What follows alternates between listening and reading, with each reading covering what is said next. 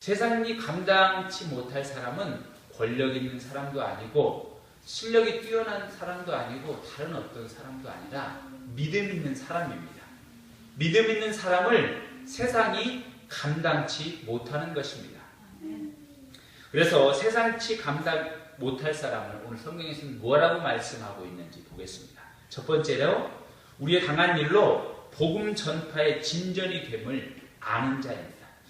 12절에 형제들아 내가 당한 일이 도리어 복음 전파의 진전이 되는 줄 너희가 알기를 원하노라.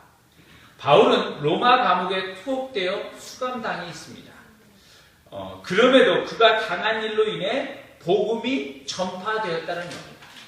지금 바울이 감옥에 갇힌 일이 이걸로 인해서 복음이 더욱더 활발하게 전파되었다는 겁니다.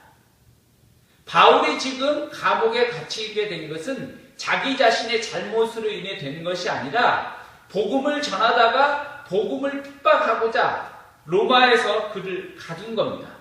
근데 이 복음을 전파하니까 이것이 복음이 더욱더 활발히 전파되어 계기가 되었다 이렇게 말하는 겁니다.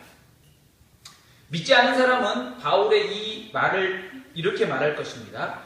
굉장히 긍정적인 마인드를 가졌다. 굉장히 적극적인 사고방식과 굉장히 활발한 마음을 가졌다 이렇게 할 겁니다.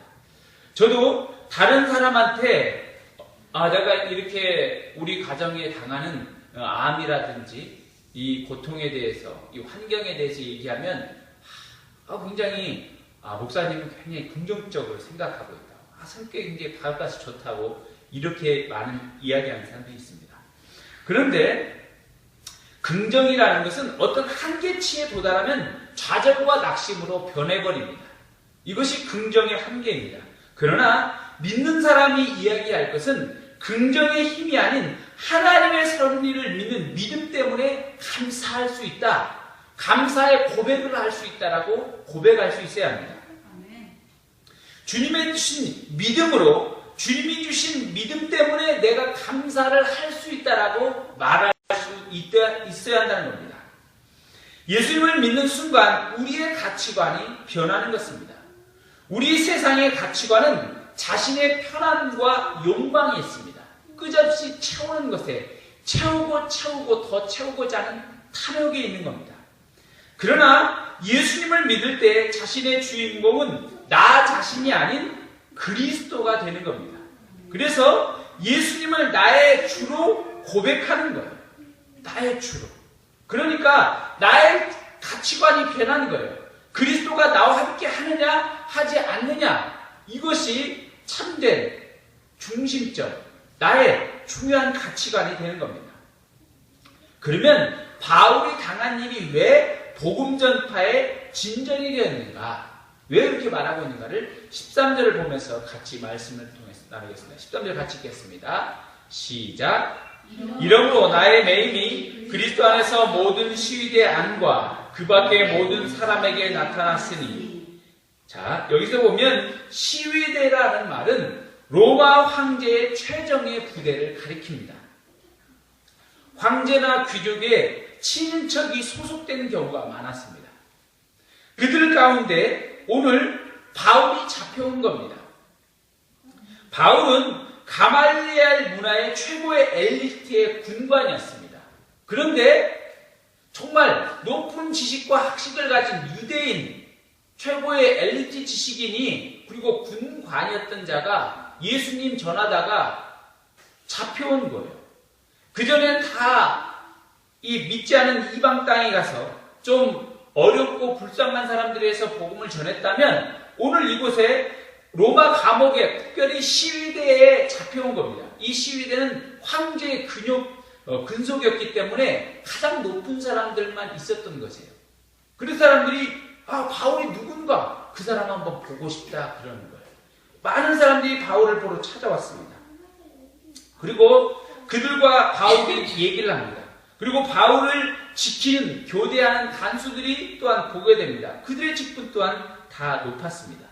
그때 전해진 복음을 통해서 귀족에게도 황제의 친척들에게도 복음이 전달되는 겁니다. 나중에 서기 318년에 기독교가 공인됩니다. 세계 사회사관에 보면 콘스탄티누스 황제가 318년에 기독교를 공인하게 되었습니다. 이것이 계기가 뭐냐면 콘스탄티누스 황제의 어머니 헬레나가 예수님을 열심히 믿었습니다. 열심히 믿은 관계로 또한 콘스탄티누스 황제, 자기 아들도 믿게 되었어요. 그래서 기독교를 핍박하고 잡아넣고 죽였던 그 기독교인들을 다 인정하게 되었습니다. 기독교를 국가로, 로마의 국교로 인정하고 난 다음에 그들을 자유하게 했습니다. 기독교 국가로 만들어버렸어요. 그래서 교회마다 곳곳에 교회를 세우라, 그들에게 기금을 주라고 말하는 겁니다. 이 복음은 이렇다라는 겁니다. 어떤 형편에 있든지 복음이 전달되어서 복음이 어떠한 방향으로 더욱더 활발하게 전파될지 모른다라는 것입니다. 14절에 보면 형제 중 다수가 나의 매임으로 말미암아 주 안에서 신뢰함으로 겁없이 하나님의 말씀을 더욱 담대히 전하게 되었느니라. 바울의 투옥이 이제 개인적인 범죄가 아니라 복음 때문에 이렇게 되었다라는 거예요. 바울은 복음을 받고도 이렇게 하나님의 말씀을 담대히 감옥에서 편지를 써서 전하는 겁니다. 그것을 보고 복음에 감동되는 겁니다.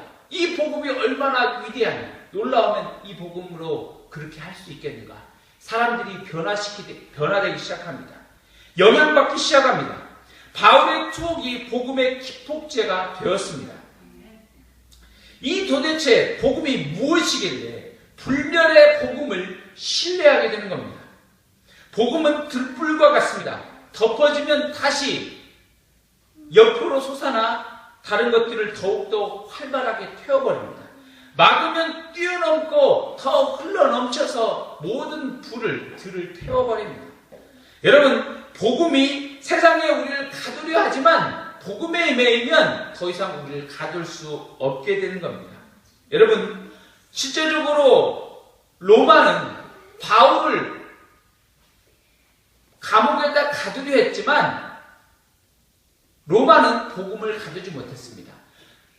바울이 로마에 건너오는 동안 실제적으로 복음도 바울과 함께 건너왔다는 것입니다. 하나님의 역사가 이 바다를 건너서 또 다른 로마로 왔다는 겁니다. 예루살렘의 시작부터 로마로 복음이 들어와 버렸습니다. 복음을 멈출 수 없게 한다는 겁니다. 저는 이번 주에 이희대 교수, 강남 세브란스 병원에 근무했던 이희대 교수가 쓴 희대의 소망이라는 책을 읽었습니다. 그는 30년 동안 자신의 뜻대로 원대로 엘리트 코스만 밟았던 사람입니다.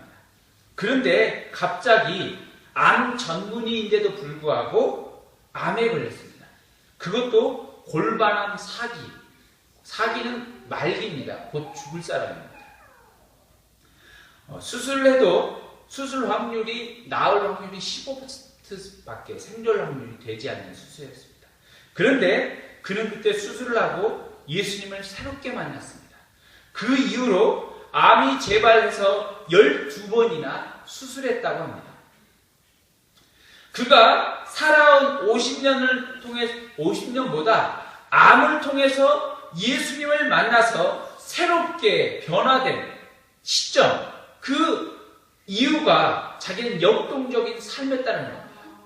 올해 2013년 5월 17일 날 그가 죽은 그 암으로 하나님의 부름을 다시 받았는데 10년 동안 살았습니다. 골반암 사기 걸리고 10년 살았는데 그가 50년의 삶에 비해서 10년 동안 사람들에게 증거하는 것, 자기가 복음을 증거하고 하는 것이 더욱더 큰 영향력을 주었다는 겁니다. 사람을 변화시키는 거였다는 겁니다. 자기는 수술 후유증으로 다리를 절면서도 암 수술 전문의로서 환자를 돌보고 수술을 집도하는 의사였습니다. 암 걸린 교수가 암을 고친다고 하니 많은 암 환자들이 몰려들었습니다. 그 환자들에게 복음을 전파했습니다. 많은 사람들에게 복음을 전하고 그들에게 희망을 주었습니다. 소망을 주었습니다. 예수 그리스도가 참된 소망이라는 것을 전하게 되었다는 겁니다. 이보다 더 고귀한 삶이 어디 있겠습니까? 세상에서는 그가 암에 걸려 더 이상 아무런 쓸모없는 사람이 되었구나, 이제 죽어가는 사람이 되었구나 라고 말하는 사람이 있습니다. 여러분, 세상에 자기가 암에 걸리면 내 인생의 모든 걸 다 포기해놓고 산속에 들어가서 사는 사람도 있습니다. 생명을 연장하고자.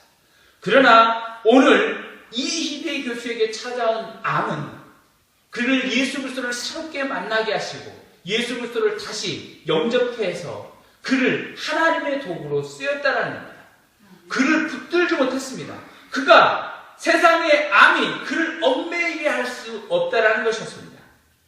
여러분, 복음에 온전히 매이니까 그가 복음을, 그 암을 뛰어넘어서 자기의 육체의 불구에 어려움을 뛰어넘어서 사람들에게 그리스도의 참 소망을 전해주었다라는 것입니다. 그러므로 여러분, 복음에 매이면 세상이 감당치 못할 사람이 되는 것입니다. 복음에 온전히 매이는 자, 붙들린 자가 될 수 있기를 소원합니다. 두 번째, 세상이 감당치 못할 사람은 복음의 변호를 위해 세움받은 줄 아는 자입니다. 15절, 어떤 이들은 투기와 분쟁으로, 어떤 이들은 착한 뜻으로 그리스도를 전파하니 그들은 나의 매임과 괴로움을 더하게 할 줄로 생각하여 순수하지 못하게 다툼과 그리스도를 전파하느니라. 17절, 당시 로마 교회에서는 복음을 전하되 구원으로 인도하기 위한 복음이 아니라 바울의 복음으로 인해서 바울의 영향력이 커지는 거예요. 숫자가 늘어나니까. 그러니까 인간적인 경쟁심으로 바울의 경쟁 또 전하는 겁니다. 고린도 교회를 보면, 일례로 보면 그들에겐 파당이 있었습니다. 바울파, 나는 게바파, 나는 아볼로파, 나는 그리스도파. 파벌이졌습니다. 그래서 아볼로가 뛰어나, 그리스도가 뛰어나, 파벌이 되었다는 겁니다. 교회에 나와서 그리스도의 복음, 예수님을 찬양하는 것이 아니라 자기들의 파벌을 자랑합니다. 자기들의 어떤 끼리끼리를 자랑한다는 것입니다. 자신의 영역을 넓히고 세력을 확장시키기 위해 전하는 사람이 있었다는 겁니다. 어떤 사람들은 많이 전하면 전도왕상이라는 것이 있습니다. 그래서 그 전도왕상을 한번 타려보려 합니다. 어떤 큰 교회에서는 전도왕이 되면 해외도 보내주기도 합니다. 어떤 사람은 금반지도 주게 하고 금두꺼비도 주기도 합니다. 그러니까 그것이 너무나도 갖고 싶어서 자기 자신이 전도왕이 되려고 사람들 막 하는 거예요. 자기가 다른 교회에 본인이 원해서 교회에 하는 게 아니라 나는 다른 교회에 나가고 있다는데 그 사람까지 끌어들여서 우리게 꼭 나와라고 막 억지로 데려오는 사람이 있습니다. 자기가 다른 교회 나가겠다면 내비두는 게 낫습니다. 그러나 그 사람까지도 내어서 숫자를 채워서 상을 타보려는 사람이 있어요. 아니면 다른 불순한 의도로 있다는 겁니다. 특별히 이단들이 그런 게 있습니다. 이단. 여러분, 이단들은 누구에게 전도하는지 아십니까? 이단. 신천지, 몰몬교, 여호와 증인 누구에게 전하는지 아십니까? 믿는 사람에게만 전합니다. 안 믿는 사람이 절대 전하지 않아요. 그들이 왜 믿는 사람에게 전하냐? 믿는 사람들이 자기들의 그것을 잘 받아들일 거라 생각하기 때문이에요. 그들의 전략입니다. 그래서 길 가다가 만나면 자기들의 그것을 전한다고 그러면 얘기합니다. 제발 좀 다른 데 가서 좀 전하라고. 믿지 않은 사람한테 가서 전해. 전 잘 알거든요. 잘 알아요. 그러면 아니다고. 우리한테 진리가 있다라고 말합니다. 진리. 한번 들어보라고. 여러분, 참된 진리가 있다라고 얘기하는 그 사람들은 100% 이단이에요. 교회의 진리, 어떤 단체의 진리가 있는 것이 아니라 예수 그리스도 복음에 진리가 있는 줄 믿으시기 바랍니다. 그러므로 여러분, 오직 우리는 시기와 투기와 분쟁이 아닌 그리스도의 복음에 감격해서 전하는 자들이 될 수 있기를 소원합니다. 바울은 자신이 복음을 위해서 세움받은 줄 확신하기 때문에, 분명하기 때문에 전하였습니다. 16절, 이는 내가 복음을 변증하기 위하여 세우심을 받은 줄 알고 사랑으로 하나. 바울은 자기 자신이 예수 그리스도의 복음을 변증하기 위해서, 변호하기 위해서 세움 받은 자인 줄 알았다라는 것입니다. 여러분, 복음을 위해서 세움 받은 줄 확신한다는 거예요. 우리는 예수님을 믿을 때 구주와 그리스도로 고백합니다. 그러면서 내 인생의 목적은 예수 그리스도 한 분으로 변해버리는 겁니다. 완전히 목적이 뚜렷해지는 거예요. 내가 공부를 하는 목적도 예수 그리스도의 복음을 전하는 것입니다. 내가 먹는 것도 예수 그리스도를 전하는 거예요. 내가 의사가 되고자 하는 것도, 선생님이 되고자 하는 것도, 내가 어떤 과학자가 되고자 하는 것도, 내가 아는 어떤 CEO가 되고자 하는 것도, 내가 어떤 것도 되고자 하는 것도 내가 예수 그리스도의 복음을 전하기 위해서 한 분명한 목적이 있다는 겁니다. 내가 자녀를 키우는 것도, 내가 어떤 것에 목표를 두는 것도 다 그리스도의 복음을 전파하기 위한 목적입니다. 그것을 깨달아야 합니다. 여러분, 이 시대에는 사람들이 목적을 예수 그리스도의 복음을 위한 변증, 복음을 위한 변호, 증인으로 세움받았다는 것을 상실하기 때문에 사람들이 방황하는 것입니다. 여러분, 이 목적을 잃지 않기를 바랍니다. 여러분, 이 시대 가운데 내가 확신, 그것으로 흔들리지 말아야 합니다. 매 순간마다. 이 시대에 있어서 복음이 업신여김 받는 시대입니다. 경건의 모양은 있으나 복음의 능력이 떨어지는 시대입니다. 저를 포함하여 모든 사람들이 믿고 있기는 하지만 능력이 결여되고 그리스도에 대한 복음의 매일 목적을 상실해버리고 매일 잊어버린다는 겁니다.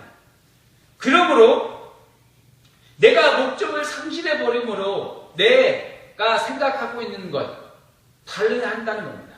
내가 내 몸 가운데 온전히 내 몸을 통해서, 나를 통해서 하나님이 이루고자 하는 목적 상실해버리니까 내 몸을 마음대로 하는 거예요.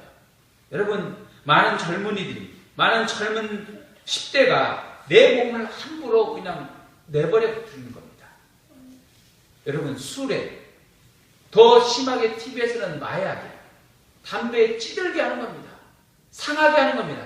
더 많은 나의 성인들은 자기 밤새내 술을 먹고 퍼고 3시, 4시까지 흥청망청 다니는 것입니다. 목적을 상실해버리는 겁니다.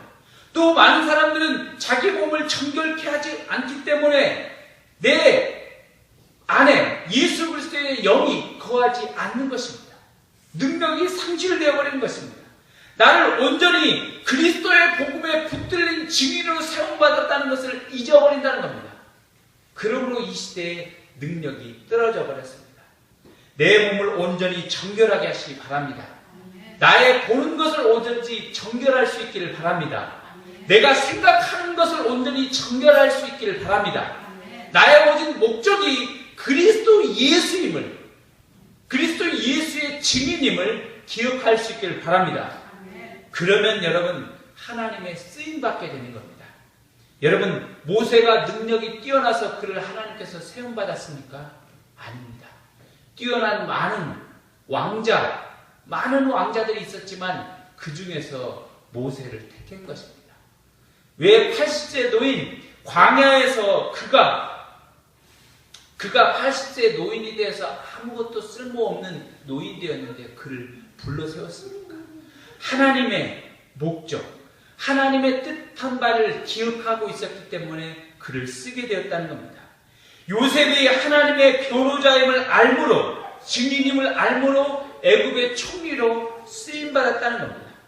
베드로가 자신이 예수님의 증인으로 세움을 확신받을 때 하나님의 놀라운 쓰임이 받았다는 것입니다. 온전히 이것을 기억할 수 있기를 바랍니다. 이 시대 가운데 지식이 뛰어나고 내가 어떤 것을 가진 것이 뛰어난 것이 아니라 내 목적이 분명한 것, 예수 그리스도 한 분, 이것을 분명할 수 있기를 바랍니다. 그러면 세상층이 감당치 못할 사람이 되는 줄 믿으시기 바랍니다. 세 번째로, 복음 전파로 기뻐하는 자가 세상이 감당치 못할 사람이 되는 겁니다. 18절 같이 읽겠습니다. 시작. 그러면 무엇이냐? 거칠애로 하나 참으로 하나 무슨 방도로 하든지 전파되는 것은 그리스도니 이로써 나는 기뻐하고 또한 기뻐하리라. 아멘. 자, 복음의 거칠애로 하나 어떤 방법으로 하나 그랬습니다. 예수 스타일과 형편, 주장에 따르지 않는다는 겁니다. 앞에 제가 이대 교수 얘기를 했는데 그는 자기가 예수 그리스도의 복음을 깨닫고 자기가 예수님을 영접하기 전에 암 걸리기 전에 그전에는 자기가 최고라고 생각했다는 겁니다. 자기가 최고. 그래서 자기는 암 전문의로서 미국에 가서 암 전문 코스, 최고 엘리트 코스만 받고 오자마자 교수가 되었어요. 그래서 자기는 승승장구하는 겁니다. 그래서 내가 원하는 스타일대로 제출을 해야 하는 겁니다. 내가 원하는 스타일대로 너희들이 따라줘야 하는데 이것을 따르지 않으면 가차없이 징계했다는 겁니다. 내가 원하는 스타일의 글씨체가 있습니다. 내가 원하는 시간에 쉬어하는 겁니다. 여러분, 이것대로 살 수 있겠습니까? 복음은 자유로운 거예요. 여러분이 어떻게 다른 사람을 한다면 여러분이 원하는 것 몇십 분에 쉬고 몇십 분에 여러분 얽매이고 하게 한다면 살 수 있겠습니까? 살 수 없어요. 이대 교수는 자기에게 배우는 모든 사람에게 했다는 겁니다. 자기 밑에 따르는 사람에게 그들에게 숨조차 쉬지 못하도록 그렇게 얽매였다는 겁니다. 자기의 권력을 그렇게 부렸다는 겁니다. 그러나 여러분 우리가 어떤 거칠이나 어떤 그것이 중요한 것이 아니라 참으로 하는 것은 목적인 거예요. 그리스도가 증거되고 전파되면 그것으로 만족하다는 겁니다. 자기가 예수 그리스도의 복음을 깨닫고 난 다음에 얻은 것은 뭐냐면 다 그것이 중요하고 거칠애와 다른 나타나는 스타일이 중요한 것이라 맡겨버리는 것이구나. 맡겼다는 겁니다. 그래서 자기는 결정만 한대요. 너희들이 어떤 방법으로 할 것인지 어떤 스타일대로 할 것인지 다 맡겨버렸다는 거예요. 그리고 결정만 하는 거예요. 어떻게 하라고. 이것이 우리의 목적이 되어야 함을 알아야 하는 겁니다.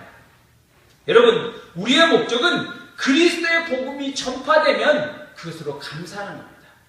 그리스도 예수가 복음이 전파되면 그것으로 기뻐하는 것이에요. 어떤 것에 기뻐하십니까? 예수님의 이름이 높아지는 것에 기뻐하십니까? 그것에 감사할 수 있길 바랍니다. 복음이 온전히 전파되는 것에 기뻐할 수 있는 것에 온전히 내 마음이 뛰며 기뻐 찬송할 수 있기를 소원합니다. 여러분, 많은 제자들, 예수님의 많은 제자들은 무엇에 기뻐했냐면 자기 자신의 얽매임과 자신의 어떤 유익과 그것에 기뻐하는 것이 아니라 복음이 전파되는 것에 기뻐했습니다. 야고보는 돌에 맞아 죽었다고 했습니다. 돌에 맞아 죽었어요. 빌립은 채찍에 맞아서 십자가에 처형되었습니다. 그러나 자기 자신은 죽으면서 예수 그리스도를 찬양했다고 했습니다. 여러분, 또한 마태는 에티오피아에 가서 복음을 전하다가 막창으로 찔러서 죽였습니다. 죽임당했습니다.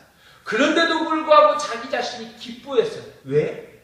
내가 이 죽음을 통해서 더욱더 그리스도의 복음이 전파되었기 때문에 기뻐했다는 겁니다. 여러분, 작은 야고보는 94세 때 유대인들에게 구타를 당해서 죽었습니다. 안드레는 에데사에서 붙들려 십자가에 처형되었는데 땅의 십자가에 두 끝을 수직으로 못 박아 죽였습니다. 그런데도 그가 기뻐하면서 죽었다는 겁니다. 여러분, 그를 어떤 순간에도 가둘 수 없었다는 겁니다. 감옥에 가면 감옥에서도 복음을 전하고, 그를 외딴 곳에서 전하면 외딴 곳에서 찬양하면서 복음을 전하고, 그를 죽이려 하니까 그가 찬양하면서 하니까 세상이 감당치 못한다는 겁니다. 이 복음이 능력 있지 않습니까? 이 복음으로 온전히 기뻐하심을 받을 수 있는 사람이 될 수 있기를 소원합니다. 세상이 우리를 감당하지 못하는 것은 복음으로 뜨겁게 불타오르는 자입니다. 아멘. 여러분, 세상이 감당하지 못하는 복음으로 온전히 뜨겁게 해서 복음을 전하지 않고 내가 마음을 복음을 말하지 아니하면 답답하여 견딜 수 없는 그 마음, 오직 복음 앞에 붙들린 영혼이 될 수 있기를 소원합니다. 그러면 세상이 감당치 못하는 것입니다. 오직 복음으로 기뻐할 수 있기를 소원합니다. 이 놀라운 은총이 저와 여러분의 있기를 간절히 소원합니다.